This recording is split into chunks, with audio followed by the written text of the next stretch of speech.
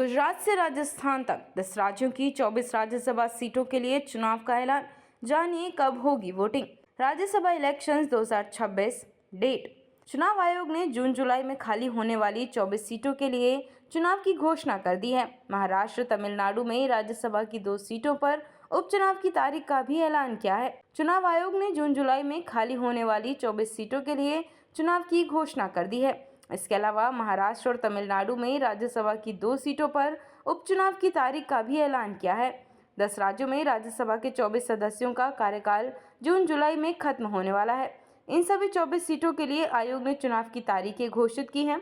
राज्यसभा की सीटों के लिए चुनाव उन 10 राज्यों में होंगे जहां मौजूदा सदस्यों का कार्यकाल 21 जून से 19 जुलाई के बीच अलग अलग तारीखों पर समाप्त हो रहा है। चुनाव आयोग के अनुसार 18 जून को द्विवार्षिक चुनावों के लिए मतदान होगा और उसी दिन नतीजे घोषित किए जाएंगे।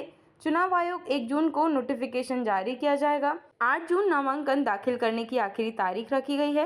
राज्यसभा चुनाव आंध्र प्रदेश, गुजरात और कर्नाटक की 4-4 सीट, मध्य प्रदेश और राजस्थान की 3-3 सीट, झारखंड की 2 सीट और मणिपुर, मेघालय, अरुणाचल प्रदेश एवं मिजोरम की 1-1 सीट पर होंगे।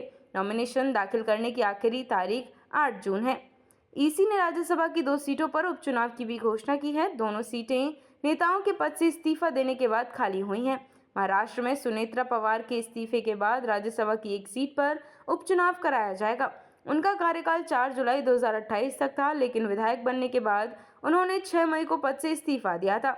वहीं एआईएडीएमके नेता सीवी षणमुगम ने 7 मई को तमिलनाडु विधानसभा चुनाव में मैलाम क्षेत्र से विधायक बनने के बाद राज्यसभा सदस्यता से इस्तीफा दिया। उनका यह कार्यकाल 29 जून 2028 को समाप्त होना था। आयोग के शेड्यूल के मुताबिक 18 जून को वोटिंग होगी और उसी दिन नतीजे घोषित किए जाएंगे।